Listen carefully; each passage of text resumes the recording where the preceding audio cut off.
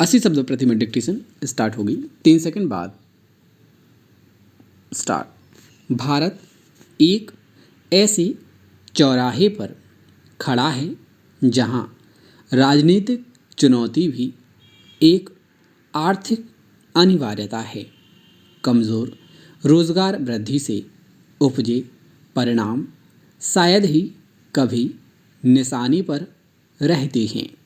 वे राजनीति में असंतोष के रूप में सामने आते हैं तो अर्थव्यवस्था में उनका असर संभावित विकास को कम करने के रूप में दिखता है।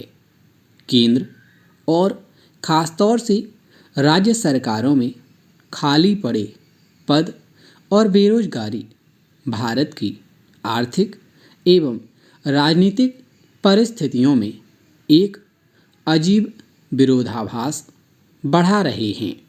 पैराग्राफ। आर्थिक विकास की मूलभूत शक्ति को 1960 के दशक में अर्थशास्त्री आर्थर ओकुन ने बेहतर ढंग से रेखांकित किया था।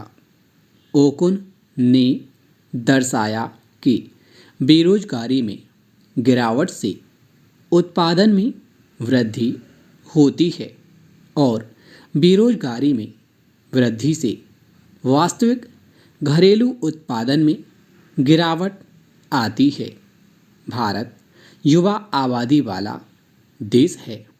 हालांकि अर्थशास्त्र का सिद्धांत कहता है कि जनसांख्यिकी आर्थिक विकास का चालक है, लेकिन यह जरूरी नहीं कि रोजगार में वृद्धि के लिए जरूरी नीतियों के बिना वांछित लाभ प्राप्त होगा। पैराग्राफ।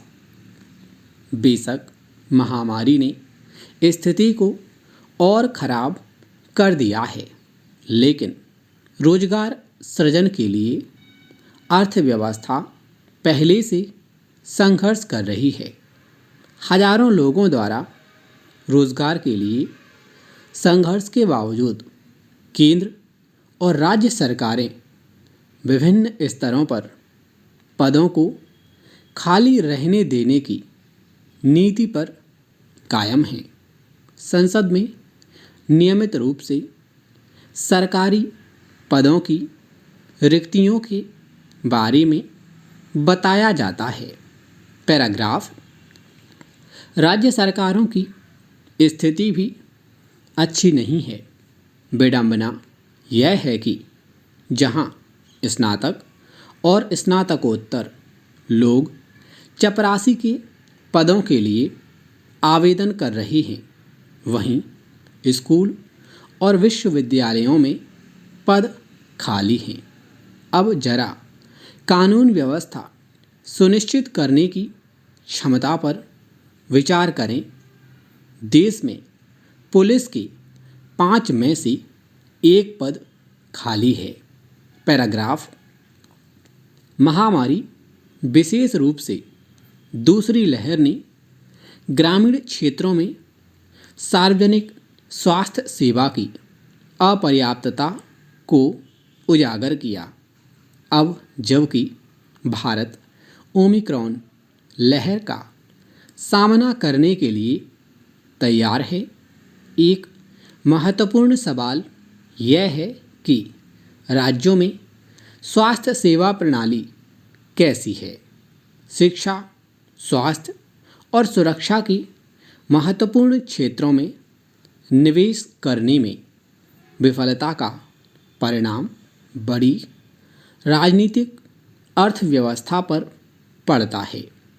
यह तर्क दिया गया है कि राज्य सरकारों के पास लोगों को रोजगार देने और रिक्तियों को भरने के लिए धन की कमी है, लेकिन यह भी उतना ही सच है कि राज्य सरकारों के बजट में प्राथमिकताओं और विवेक के पदानुक्रम बिल्कुल परिलक्षित नहीं होते हैं।